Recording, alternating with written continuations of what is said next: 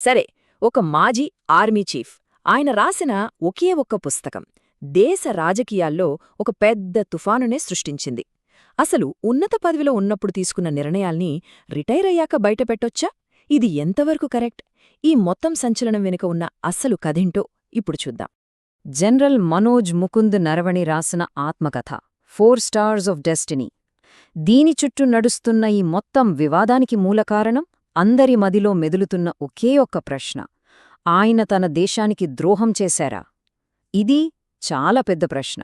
సరే, ఒక పుస్తకం, ఒక వివాదం. అసలు ఈ పుస్తకం పార్లమెంట్లో ఒక సంచలనం ఎలా అయింది?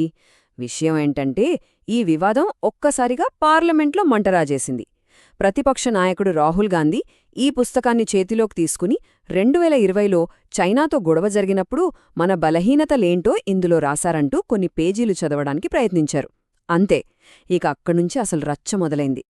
అయితే ఇక్కడొక ఆశ్చర్యకరమైన విషయం ఏంటంటే, ఇంత పెద్ద వివాదానికి కారణమైన ఈ పుస్తకం ఉంది కదా, అందులో మొదటి 7-8 చాప్టర్లు చాలా సాదాసిదాగా ఉంటాయి. అంటే జనరల్ బాల్యం, ఆయన చదువు, ఆర్మీలో ఒక్కో మెట్టు ఎలా ఎదిగారు, ఇలా ఒక సాధారణ ఆత్మకథలాగే ఉంటుంది. మరి అలాంటప్పుడు అసలు సమస్య ఎక్కడ మొదలైంది? కథ ఎక్కడ మొలుపు తిరిగింది? సోర్స్ ప్రకారం ఇక్కడే ఒక చిన్న ప్రాబ్లం వచ్చింది.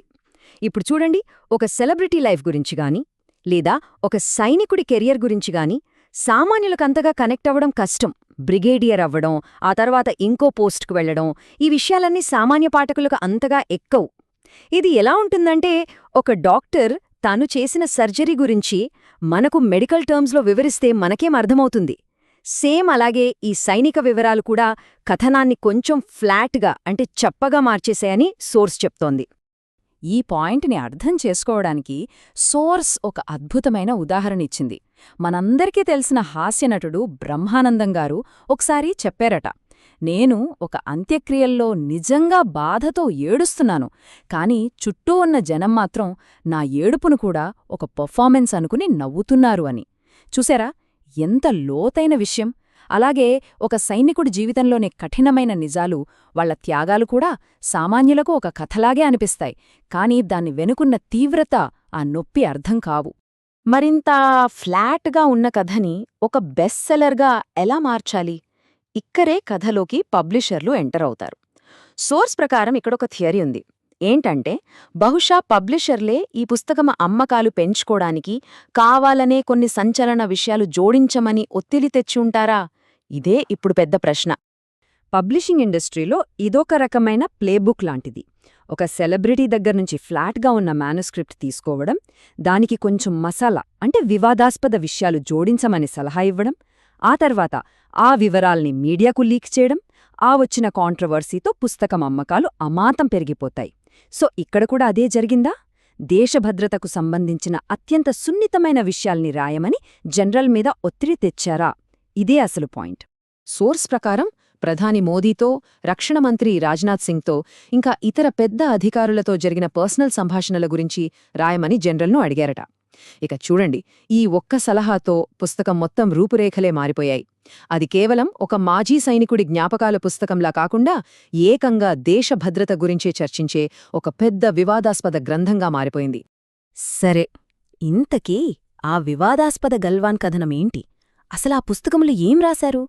మనం మాట్లాడుకుంటున్నది 2020లో గల్వాన్ వ్యాలీలో చైనాతో జరిగిన భీకరమైన ఘర్షణ గురించి. దాని గురించిన వివరాలే ఈ మొత్తం దుమారానికి కారణం. ఇక్కడ 2 కథనాలు పక్కపక్కన పెట్టి చూస్తే అసలు విషయం అర్థమవుతుంది.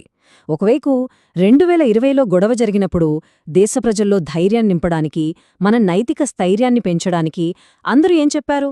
ఇండియా చాలా బలంగా ఉంది, మనకే అడ్వాంటేజ్ ఉందని చెప్పారు. అంటే ఒక పాజిటివ్ నెరేటివ్ని బిల్డ్ చేశారు. కానీ ఈ పుస్తకంలో దానికి పూర్తి విరుద్ధంగా ఆ సమయంలో ఇండియా ఎలా సంకోచించింది, మనలో ఎలాంటి భయాలున్నాయి, చైనాకున్న అడ్వాంటేజెస్ ఏంటి, ఇలాంటి విషయాలు రాశారని ఆరోపణలొస్తున్నాయి.